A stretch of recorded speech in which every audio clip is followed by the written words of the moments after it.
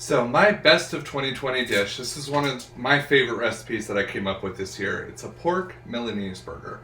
If you've ever had Milanese, a lot of times in Italy it's made with veal. Here we do a lot of chicken. I've had it with pork as well. And basically it's a cutlet that's very thin and then it's panko breaded, fried. And oftentimes it'll be served with like a bit of an arugula salad or some sun-dried tomatoes on a salad. And there's some, a lot of times there'll be lemon zest and those kind of flavors. So what I tried to do is take that dish and replicate it in a burger because I love burgers and it made it easy. With the pork patty cooking in sous vide, you cook it lower, it ends up super juicy, it's still pasteurized, and it just turns out fantastic. So super easy to do. And the goal with the patty is we're going to try to get that lemon flavor and some garlic into the meat, so that the flavor of the Milanese goes all throughout. So I got about 12 ounces of ground pork here. To that I'm going to add some kosher salt, some granulated garlic, and then also I love this powdered lemon peel. Comes from Penzeys. It's the only place I've ever seen it, but it works really well. If you've ever cooked protein with lemon juice, a lot of times on a chicken or a pork, it will actually break it down during the sous vide process because of the acid. So this gives us a way to infuse the flavor without having that acidic breakdown and without getting mushy meat. So again, salt, garlic powder, and some of that powdered lemon peel. Just going to give that a good mix to combine. I'm going to take our meat and separate it. I like 6 ounces. That's about my preferred hamburger patty size. Sometimes I'll do 8, but I found we have 3 eaters. My 18-month-old doesn't do too much yet. So my wife and I, a 6-ounce burger and then a 4-ounce for my son, who's 6. And we use a nice, easy pound. So, man, 5.9, almost right on there. All right, there's 6 ounces. And then this will be right around there, too. You want to use a burger press when you're doing sous vide burgers because having uniform thickness throughout is really important. You want that edge-to-edge perfection, and if you hand form them, a lot of times they'll end up thin on the outside and then bulged in the middle. So I bought this on Amazon for like $10. Bonus, it also comes with an insert so you can make stuffed burgers, which I also do a lot of. So we're going to just get our patty in there. I sprayed it with a little bit of canola oil just so it wouldn't stick. Push that down, and boom, we have a beautiful pork patty. And so if you were going to cook these, if we were going to vacuum seal these, typically what I would do is par freeze them. So freeze them for about an hour, and they'll get the outside at least to hold their shape. That way you can vacuum seal them without them getting deformed, sucked in. You can also use the water displacement method. That works totally fine as well with the Ziploc. Or we're going to learn a bit more later today with Cole Wagner from Innova about the Innova Precision Oven I have here. And on sous vide mode, you get the same exact results that you would get in a circulator.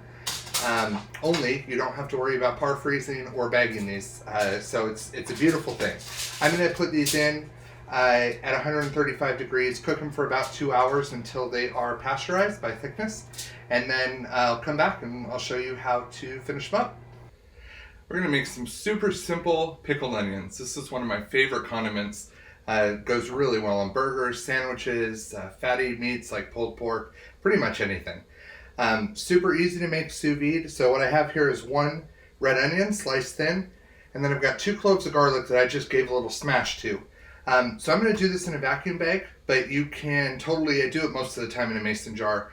I just thought this looked better for the video. So all I did was put a weight in the bottom of the vacuum bag because these are full of a lot of air and they're light, so they will definitely float. So we're going to just kind of add these guys to our vacuum bag here with the garlic. Then we're going to make a pretty standard, simple pickling liquid. So I got about 2 cups here, red wine vinegar. You can totally change that if you want to use cider vinegar or just regular white distilled white wine. It all works. To that we're going to add some superfine sugar, and we're going to add some sea salt, and then we're just going to whisk that to combine and to dissolve the sugar and the salt. All right, now that those are dissolved, A lot of times I'll just do it just like that, and I won't add anything else to it. It makes a really good pickled onion. But just for fun today, I'm going to add some black peppercorns and also some celery seed. Just give that a quick little mix to combine. You can make this pickle brine however you'd like. If you want them to be dill, add some dill to it. Add any spices, flavorings. Caraway works really nice. So then we're just going to push our onions down a bit, and then we're going to just dump our pickling liquid right in there. And it's as easy as that. We're going to seal this, or if you don't have a chamber sealer, you can use the water displacement method. If you do have a chamber sealer, you can actually do this without cooking. You just want to make sure they're sliced really thin and it's laid out in the bag really thin. And you can put it on high pressure, pressurize it. You don't even need this much pickling liquid. And let them sit in the fridge for about 30 minutes. And you've got some great quick pickles. But if you do not have a chamber sealer and we're going to cook these, it's going to be 185 Fahrenheit. We're going to cook it for about 30 minutes. Then we're going to chill it down. And you've got a great condiment to go with a ton of different meals. So our pork Milanese burger is going to use the sun-dried tomato aioli. So we're going to make that real quick. I use this process all the time for various aiolis or homemade mayo. So feel free to take this recipe and then adjust it, add different flavors. Black garlic, rosemary, all sorts of herbs go really well in here. Even maybe a little brown butter could work. So we're going to start off with 1 egg. I'm using just a fresh egg. If you are serving people who are immunocompromised or you just feel better about it, you can pasteurize these, sous vide, really easy. 135 degrees for 2 hours. Throw them in an ice bath and then put those in the fridge.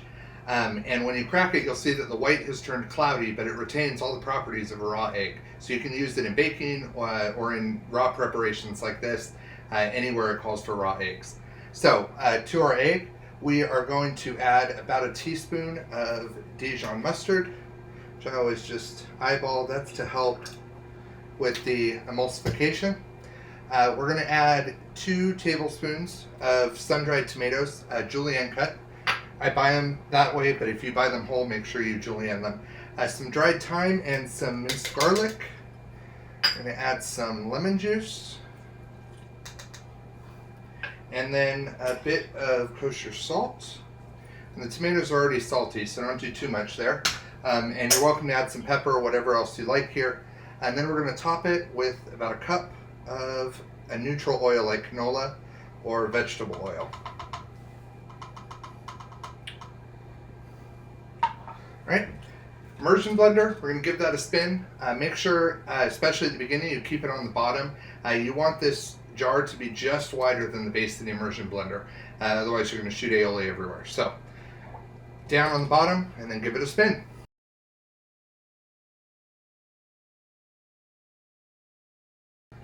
And there we have it. Sun-dried tomato aioli for our pork Milanese burger. Be right back. All right, so here's what gives our pork Milanese burger its name. So we have our seasoned patty. We took it out of the sous vide. I gave it an ice bath for a little bit because we're going to fry it. I don't want it to overcook. So I only put it in there for 5-10 minutes just to chill, especially the outside. And then I took it out, dried it off really well. And now we're just doing a standard breading station. None of this is pre-seasoned because we season the patty really heavy. So I don't add any extra seasoning at this point. And then we'll put a little salt at the end and with the cheese. So all we're going to do is take our patty and we're going to first go into just some normal, regular, all-purpose flour. And we're going to coat it real well on all sides. Okay, and then give it a little tap. Make sure there's no excess stuck on there. Make sure you got all the edges and the little grooves.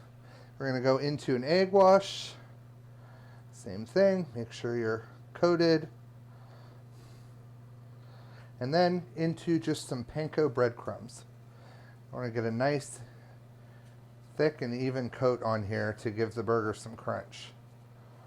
All right, so we want our oil about 375 to 400 degrees. We want it hot so it fries quick. We're just going to leave this in long enough to get golden brown, about 30 seconds on each side.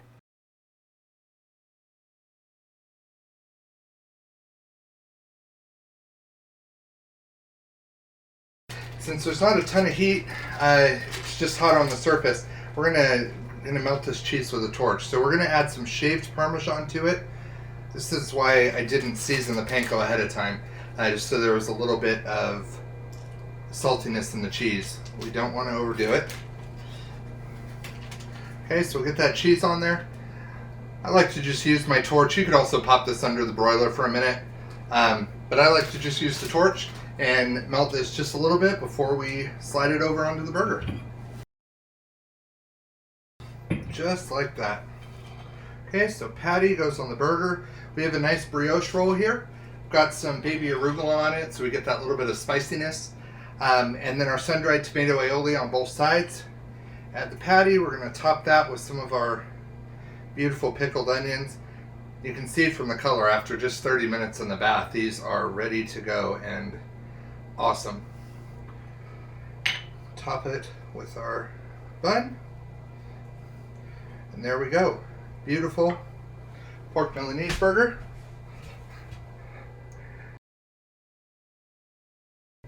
So let us know if you try this recipe. Hope you enjoy it.